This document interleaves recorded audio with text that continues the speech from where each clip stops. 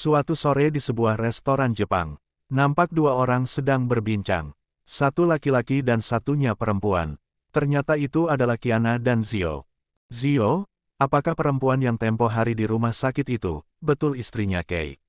Ia cantik, sepertinya perempuan salihah, ucap Kiana. Aku juga tidak tahu Ki. Sepertinya memang ada kedekatan khusus antara Kei dan perempuan berhijab itu. Ia nampak khawatir sekali. Kalau bukan istrinya, lalu siapa? Kei itu paling susah didekati apalagi disentuh. Terlebih perempuan itu menggunakan hijab, mana mungkin perempuan berhijab bersentuhan dengan yang bukan mahramnya. Kiana nampak berpikir. Iya juga sih. Oh ya, kemarin ternyata Bang Ethan bersama Kei. Sepertinya ada keanehan dengan Kei. Jika sebelumnya dia paling anti dikuntit para bodyguard papinya, tidak dengan kali ini. Zio pun nampak berpikir lebih tentang Kei yang nampak berbeda dengan dulu. Atau mungkin, karena saat ini Kei sudah menjadi seorang CEO.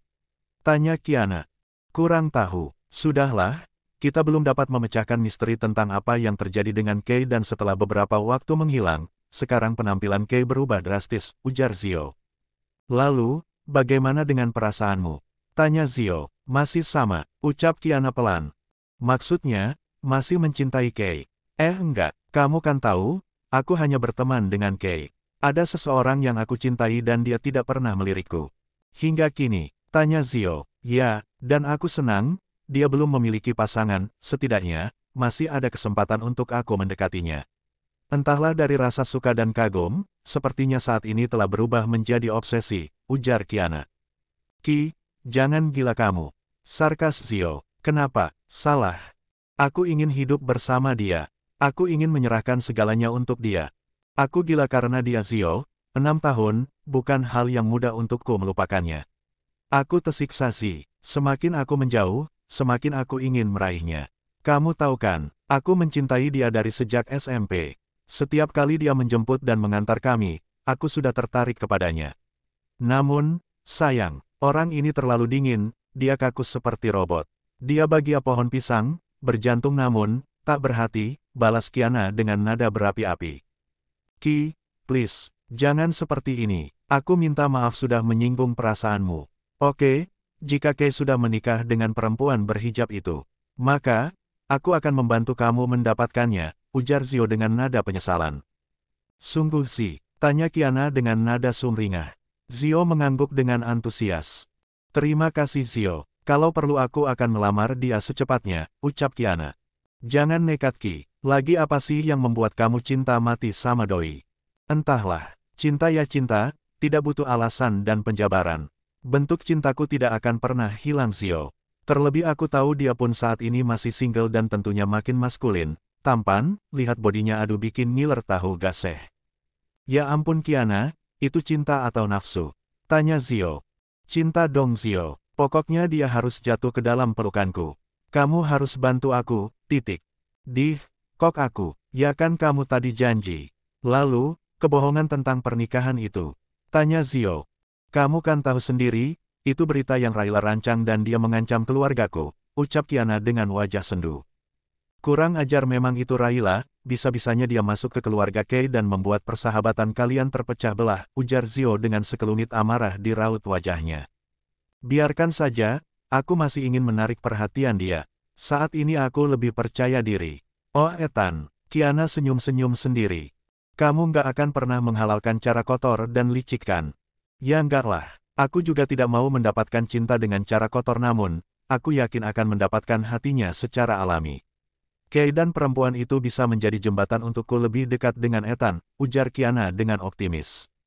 Baiklah, selamat berjuang, selamat datang cinta. Keduanya saling lempar tawa dan kemudian mereka berbincang hal lain. Ethan adalah kakak sepupu Kei. Ayahnya yang berkewarganegaraan Singapura telah meninggal dunia ketika ia duduk di bangku kelas 6 sekolah dasar dan 2 tahun kemudian, ibunya menikah lagi dengan pria Turki dan menetap di sana. Ethan memilih tinggal di Indonesia bersama ayah Kei yang merupakan kakak kandung dari ibunya. Ethan merasa nyaman tinggal bersama paman dan bibinya, yaitu papi dan mami Kei. Terlebih mami Kei begitu baik dan perhatian. Ethan memiliki beberapa aset dan sebuah perusahaan yang bergerak di bidang transportasi peninggalan sang ayah.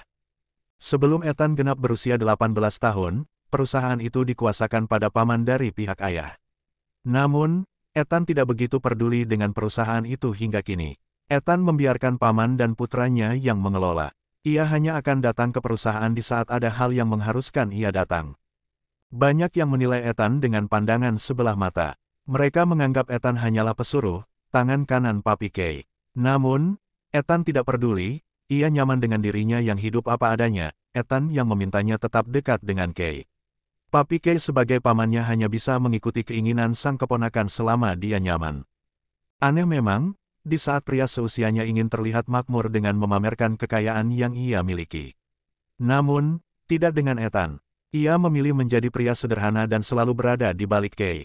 Ethan dan Kay yang jarak usianya hanya terpaut 3 tahun dari Kay, ia begitu menyayangi Kay.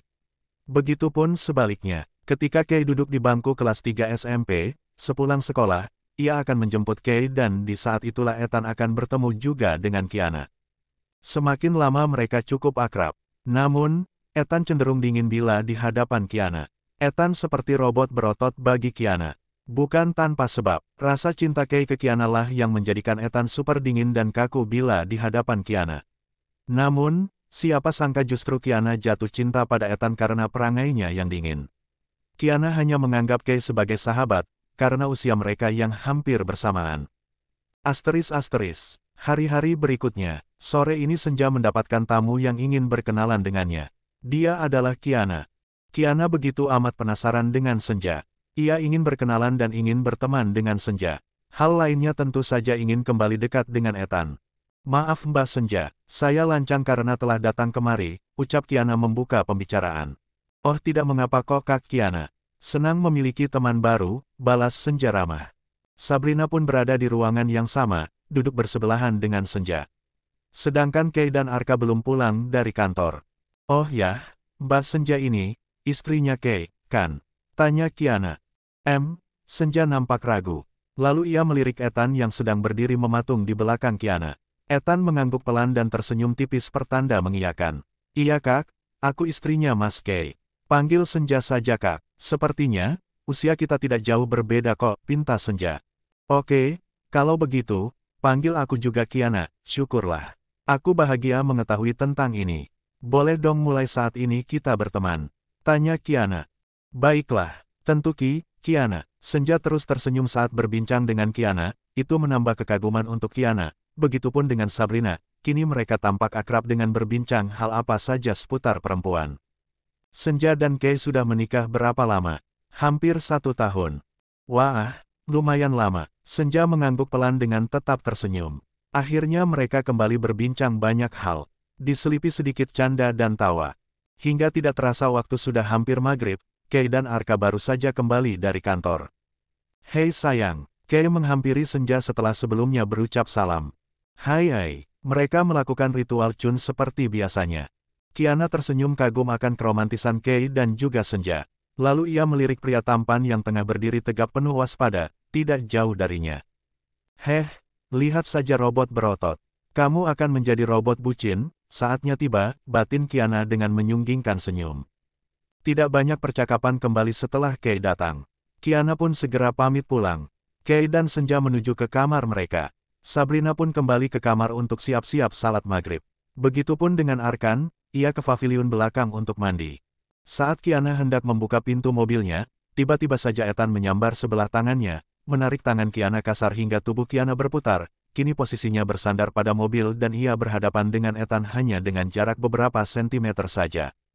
Ethan, ucap Kiana dengan rasa terkejut. Baru kali ini ia memiliki jarak yang cukup dekat dengan Ethan. Saya peringatkan, jangan pernah macam-macam dengan keluarga saya. Ingat, kamu sudah tahu jika Kay dan Senja adalah suami istri. Tapi di luar sana tidak banyak yang tahu. Jika sampai berita ini tersebar ke media, maka saya tidak akan pernah mencari setan yang tidak terlihat. Tapi saya akan mencari manusia yang berwujud, ancam Ethan dengan tatapan tajam menghunus langsung ke mata indah Kiana. Kiana yang mendapatkan ancaman dari Ethan bukannya takut, justru ia terlihat santai dengan tersenyum. Ini kesempatan untuknya menatap Ethan lebih dekat, memperhatikan setiap inci secara dentil wajahnya. Dari mulai kulit wajah tampak putih, bulu alis yang tebal, hidung mancung, tatapan yang tajam dengan bibir maskulin yang bergerak indah saat bicara. Dalam benak Kiana wajah itu sedang ia ukir dengan tangannya. Kiana tersenyum simpul, ia melirik sebentar ke arah tangannya yang masih digenggam Ethan. Tenang saja, Tuan Ethan yang terhormat. Bukan Senja dan Kei tujuanku datang ke rumah ini. Lalu, desis Ethan tanpa mengalihkan tatapannya dari Kiana. Kamu, alasanku datang ke rumah ini adalah kamu. Tunggu hingga saatnya tiba, kamu akan jatuh di pelukanku, bisik Kiana. Ia menghirup nafas dalam-dalam, lalu memejamkan matanya. Wangi tubuh Ethan yang sedang ia resapi.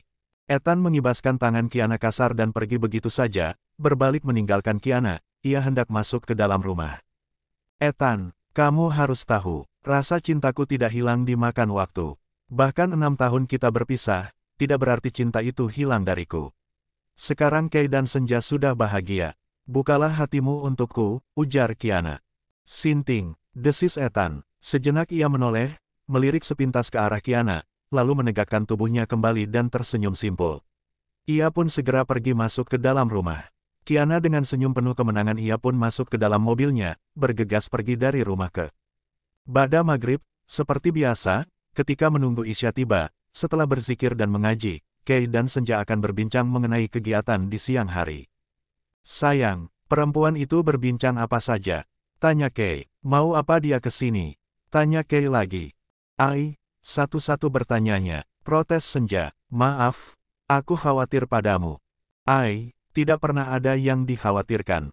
Kiana hanya ingin lebih mengenalku. Ai. Dia, tahu, kita sudah menikah. Tanya Kei lagi. Tahu, Ai, Kak Ethan yang mengizinkan aku memberitahukannya.